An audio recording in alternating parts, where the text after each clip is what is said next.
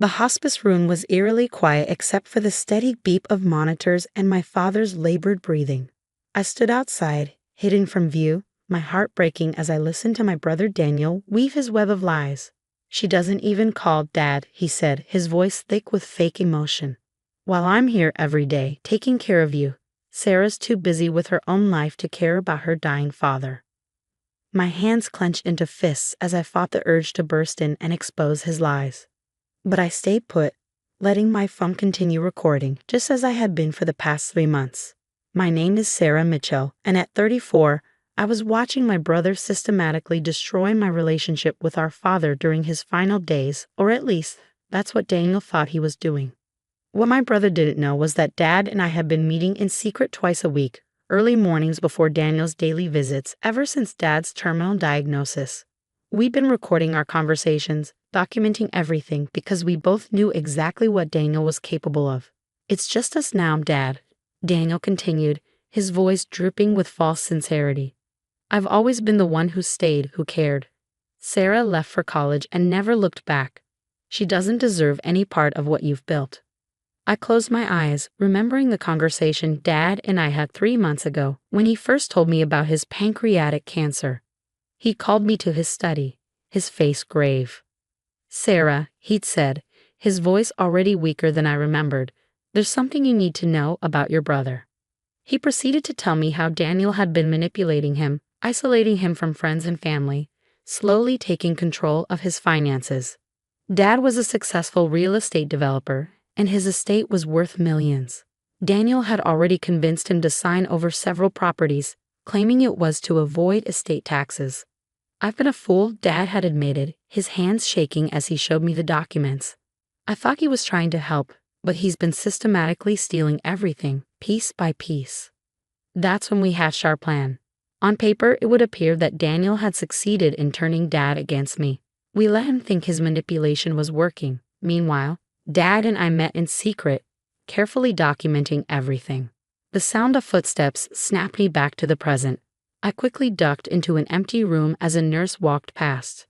Through the partially open door, I could still hear Daniel's performance continuing. "I've lined up buyers for the lake house property," he was saying. "Once you sign these papers, I can handle everything. You don't need to worry about anything." The lake house, our family's summer home for 3 generations. The property alone was worth over $5 million. But its real value was in the memories it held. Mom's last summer before cancer took her, teaching me to swim in that crystal clear water. The countless weekends Dad spent teaching us to sail, to fish, to appreciate the quiet beauty of early mornings on the lake. Daniel wanted to sell it to developers who planned to tear it down and build luxury condos. The thought made me sick. "Are you sure about this, son?" Dad's voice was weak but clear. "The lake house has been in our family for generations." "It's for the best, Dad," Daniel insisted. "The maintenance costs alone are draining your resources. Let me handle it. Trust me." I heard papers rustling and had to stop myself from rushing in. Not yet. We had to let him think he'd won. My phone buzzed quietly, a text from Marcus, my father's longtime lawyer and friend. "Everything's set. Let him take the bait." I texted back a quick confirmation, then resumed recording. Daniel had moved on to discussing other properties, other assets he planned to manage for Dad. His voice was smooth, practiced, the consummate salesman. He'd always been good at that, convincing people to trust him, to believe his version of events. The irony was, Daniel actually believed his own lies now. He'd convinced himself that I had abandoned the family, that he was the devoted son protecting our father's interests. The truth? That I'd been working with Dad for years, helping manage his real estate empire while Daniel squandered his trust fund on failed get-rich-quick schemes, didn't fit his narrative. "Just a few signatures, Dad," Daniel was saying. "Then you can rest." I heard the scratch of a pen, followed by Daniel's satisfied sigh. "There, I'll take care of everything now. You just focus on getting better." Getting better. Another lie. We all knew Dad wasn't getting better. The cancer had spread too far, too fast. The doctors gave him weeks, maybe days. I waited until I heard Daniel gathering his things, his designer shoes clicking against the hospital floor as he left. Only then did I slip into Dad's room, closing the door quietly behind me. "Did you get it?" Dad asked, his voice stronger now that Daniel was gone. I nodded, stopping the recording on my phone. Every word. Marcus has the original documents ready. Dad smiled weakly. All filed last week. Everything Daniel thinks he's getting his hands on. It's all been transferred to the trust. He just signed papers that mean nothing. I took his hand, trying not to notice how thin and fragile it felt. You should rest, Dad. I'll be back tomorrow morning before he comes. Sarah, he caught my hand as I turned to leave. I'm sorry. I should have seen through him sooner. Should have protected you from his lies. I squeezed his hand gently. None of that matters now. We're going to make this right. As I left the hospice that evening, I saw Daniel in the parking lot, talking animatedly on his phone. Yeah, it's done, he was saying. The old man signed everything. Once he's gone, it'll all be mine. That stupid sister of mine won't see a penny. I walked past into my car, unnoticed. Let him gloat. Let him think he'd won. The trap was set, and Daniel had walked right into it, his own greed and arrogance blinding him to the truth. That night, I sat in my home office, reviewing the recordings from the past 3 months. Hours of Daniel's manipulation, his lies, his schemes to cut me out of my inheritance. But more importantly, hours of Dad and me documenting everything. His clear statements about his true wishes, his signature on the real documents, witnessed and notarized. Marcus had helped us set up an irrevocable trust that now held all of Dad's major assets. The papers Daniel was so proud of getting Dad to sign. Worthless copies, carefully crafted to look legitimate. My phone rang. It was Marcus. Just talk to the bank, he said without preamble. Daniel tried to access your father's accounts today using those powers of attorney he thinks he has. They shut him down just like we planned. I smiled grimly. How long until he figures out something's wrong? Not long. Want me to be there when he does? I thought about it for a moment. No, let him dig his hole deeper. We've got everything we need. After hanging up, I walked to my window, staring out at the city lights. Part of me felt guilty about the deception, about letting Daniel think he was succeeding. But then I remembered all the lies he told, all the ways he tried to poison Dad against me, and the guilt evaporated. Tomorrow would bring another performance from Daniel, another day of recording his manipulation. But soon, very soon, he would learn exactly what happens when you underestimate your sister. The next morning, I arrived at the hospice earlier than usual. Dad was awake, looking more alert than he had in days. Daniel called last night, he said as I sat down beside him. He's already lined up buyers for 3 properties. He thinks he's got it all figured out. I took out my phone, starting a new recording. Tell me again, Dad, just for the record, what are your actual wishes for those properties? Dad's voice was clear and strong as he detailed exactly how his estate was to be handled. We'd done this many times over the past months, building an ironclad record of his true intentions. As he finished speaking, he reached for my hand. Sarah, promise me something. Anything, Dad. When this all comes out, when Daniel realizes what we've done, don't let him destroy himself completely. He's still your brother. I wanted to argue, to point out that Daniel had shown no such concern for me, but I just nodded. I promise, Dad. We'll make sure he has enough to start over. Just not the empire he thinks he's stealing. The sound of familiar footsteps in the hallway made me tense. Daniel was arriving earlier than usual. Go, Dad whispered. Let him think everything's going according to his plan.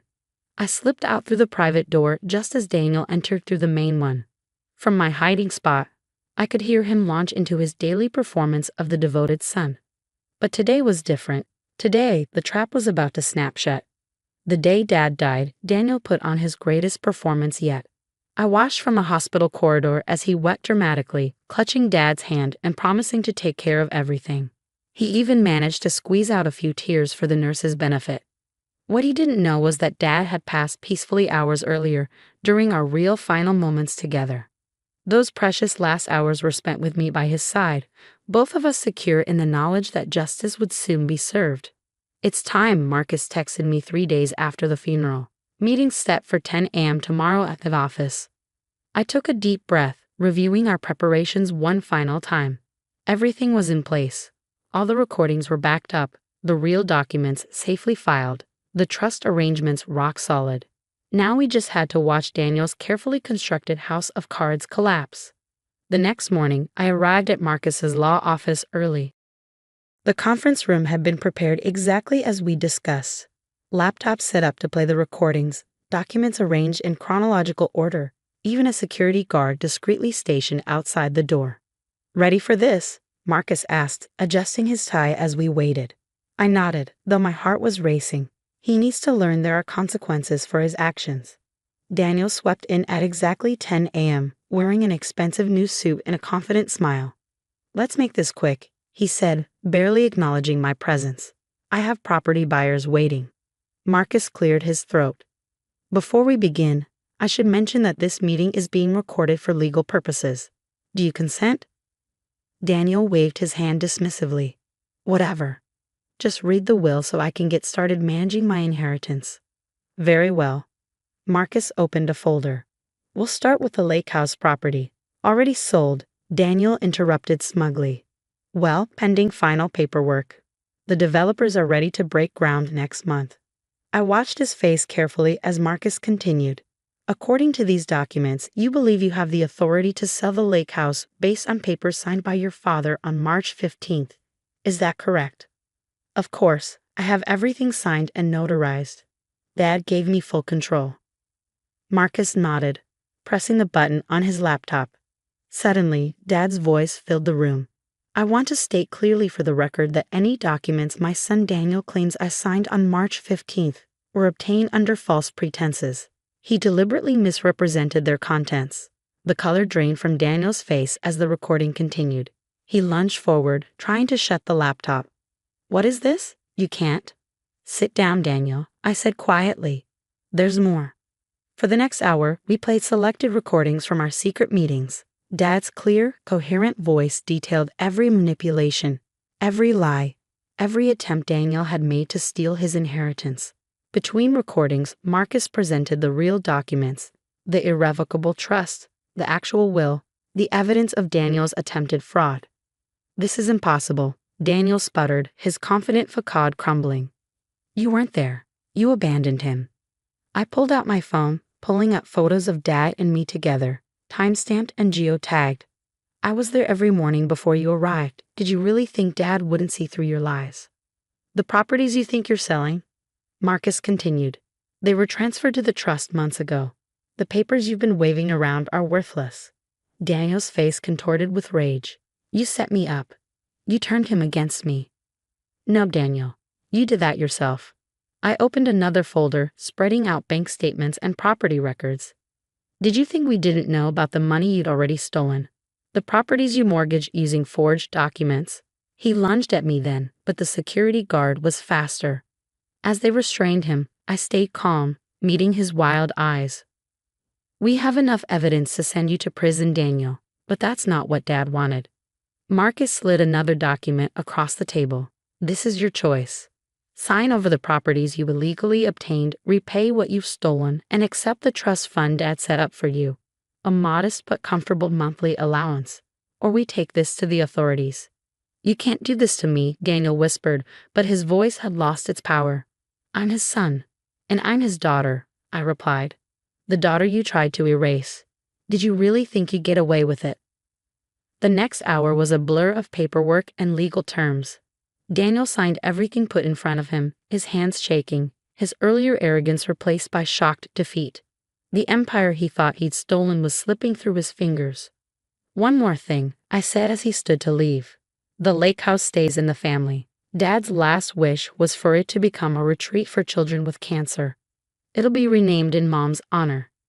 Daniel didn't respond. He walked out without looking back, shoulders slumped, leaving behind the wreckage of his schemes. Later that evening, I sat on the lake house's dock, watching the sunset paint the water in shades of gold and pink. The renovation plans were already underway. The property would need modifications to accommodate sick children and their families, but the essential character of the place would remain unchanged.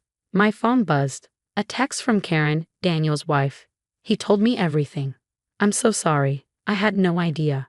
I didn't reply. Karen had stood by silently during all of Daniel's manipulation, enjoying the lifestyle his theft provided. Her apologies meant nothing now. Another message, this time from Marcus. "Trust paperwork is filed. Daniel's monthly allowance starts next week. Your father would be proud. That brought tears to my eyes.